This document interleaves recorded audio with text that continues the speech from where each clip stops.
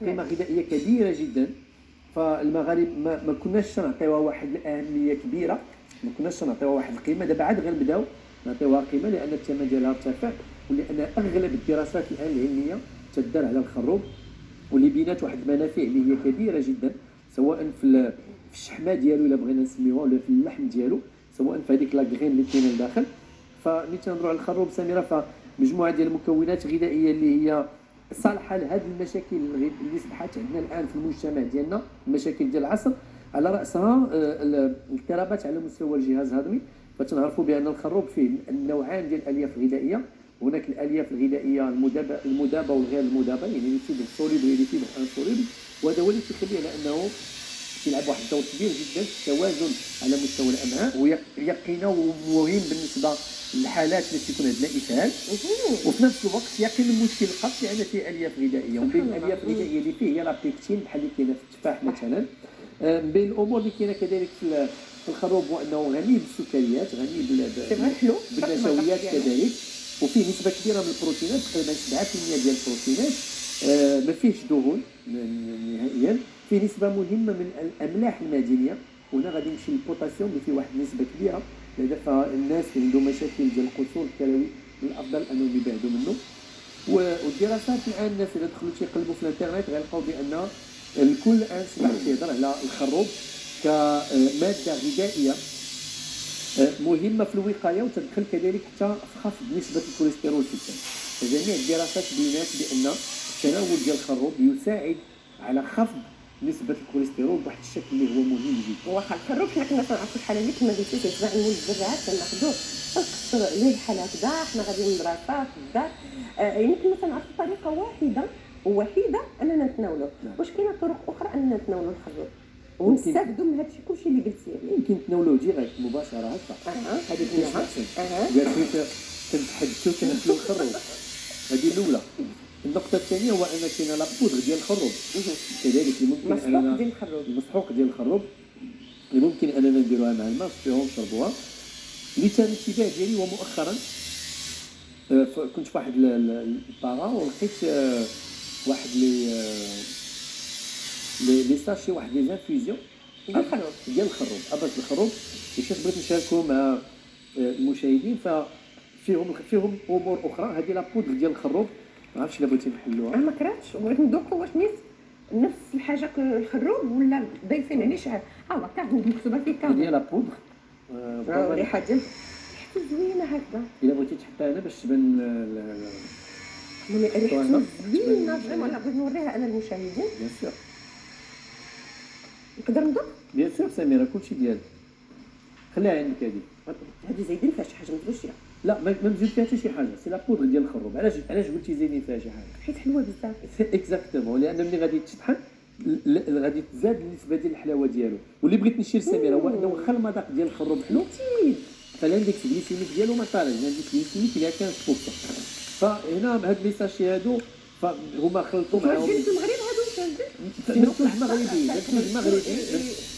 هذا منتوج مغربي 100% كاتبين عليه بيو، وفي نفس الوقت مخلطينه مع اعشاب اخرى سواء مع الزعفران سواء مع الليمون.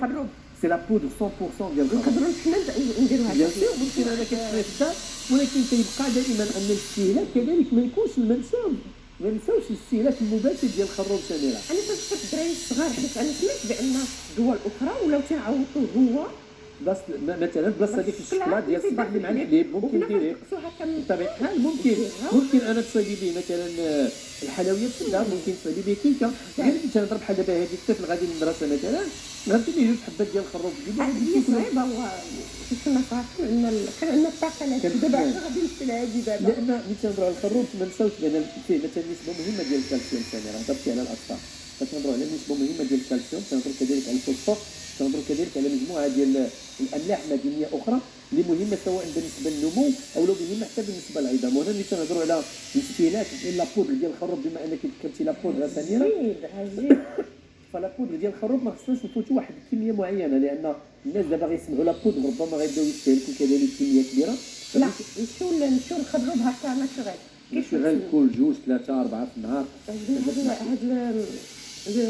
البواتي هذا لان دايرينو مع مع الزعتر كيديروا مع على حسب النعناع. المذاق على دونك. حسب الغايه والشي اللي بغيتيها. بحال دابا هنايا دعم المناعه، هنايا لطرد الغازات. جميل جميل ان فكره جميله ومنتوج مغربي 100%. والا راه كاين العصار اللي غادي ناخذ من عند الخروب ديريكتومون غنشريو اكزاكتومون. صح حنا كنا نعطيكم اللي كاين معلومه.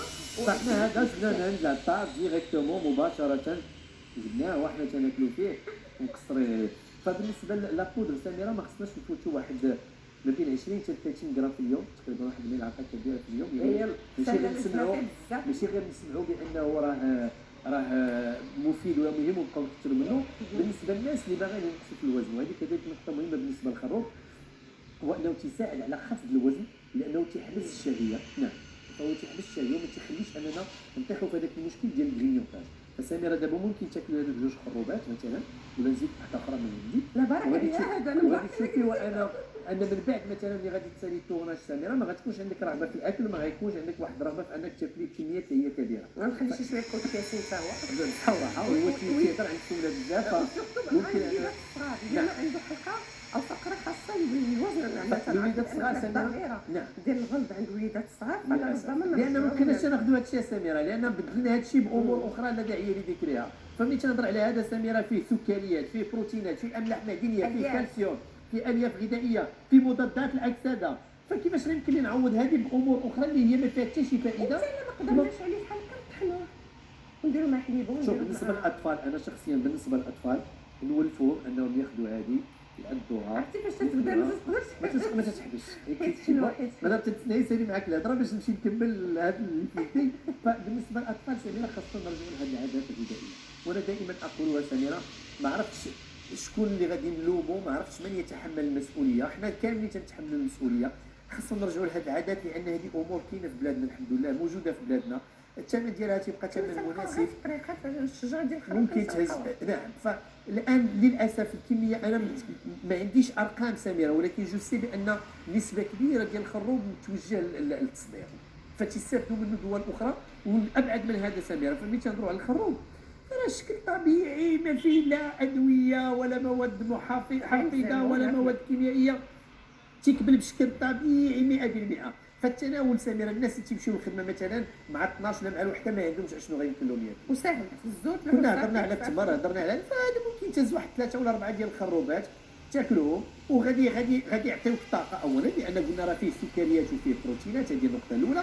غادي يعطيوك املاح معدنيه وغيعطيوك امور اللي هي مهمه بالنسبه للتركيز، وغينقصوا لك من شويه ديال الدهون اللي عندك في الجسم، وغيخفضوا لك نسبه الكوليسترول.